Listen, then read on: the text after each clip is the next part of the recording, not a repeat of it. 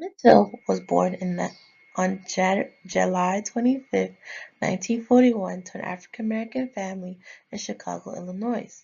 His mother was Mammy and his father was Louis Till. Emmett never knew his father. His parents had separated in 1942.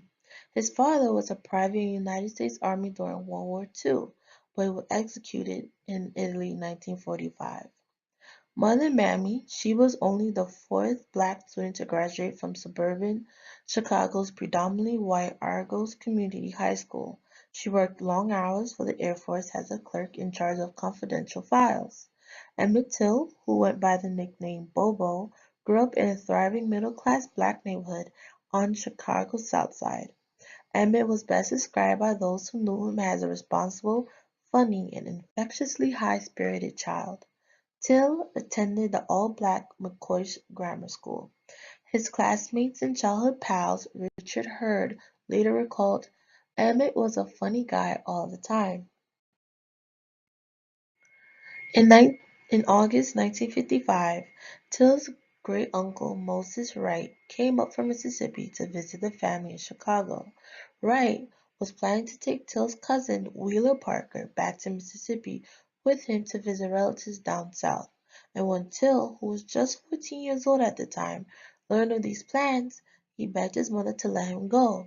At the same time, Emmett's mother was not a fan of the idea of sending Emmett to Mississippi. She wanted him she wanted to take him on a road trip, but Emmett pleaded and begged his mother to go with his uncle until she finally agreed. On August 19, 1955, Emmett's mother gave Emmett his father's signet ring before dropping him off to the train station, making that the last time they will ever see each other.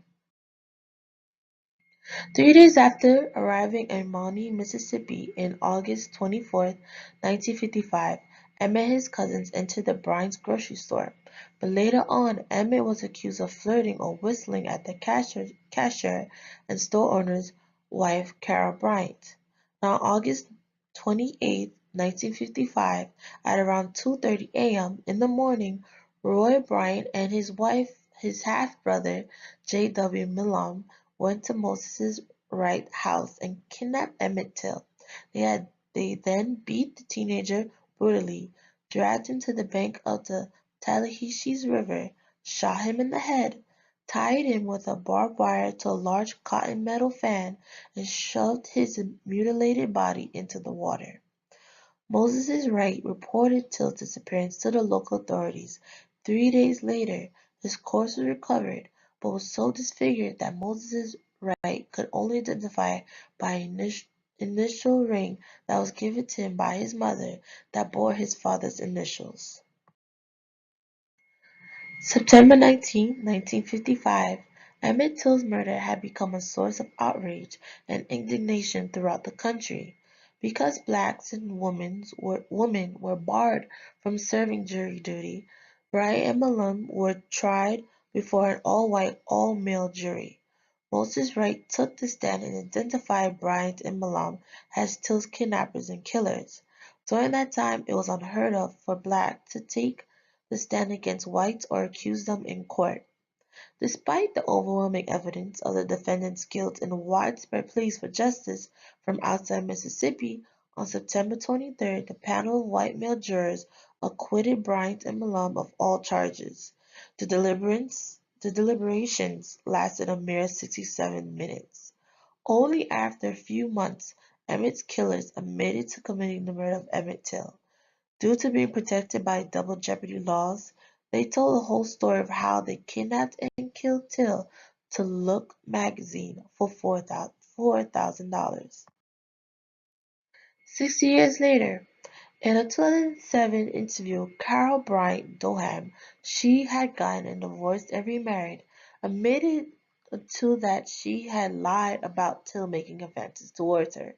Nothing that boy did could ever justify what happened to him, and admitted she felt tender sorrow for his mother. This makes you wonder, what could make a person want to tell a lie that would lead to the death of a 40-year-old? She is a grown woman who you would think know better, but you can never know what true acts and feelings in someone's heart. In the case of Emmett Till, the punishment was unjust and was not necessary. In similar to the reading by Tuskowski, Emmett Till's death was done out of hatred. Tuskowski's character talked about the benefit of killing the old woman and who it would benefit, and all the money that she had and kept to herself go to better use to the family and people who needed it. In his mind, he would justify the death of killing her, and with this case, the murderers probably did the same, but not the extent of seeing the good, but seeing as a way to set an example. This leads to the reading by full count. He focuses on the account of those who reign over others, those of higher power who uses their power to set others straight. And you see that in this case, they wanted to use Emmett's death to show in America it is possible to for a white man to get away with murder that he had obviously committed so easily. The trial only lasted 67 minutes and they walked away free.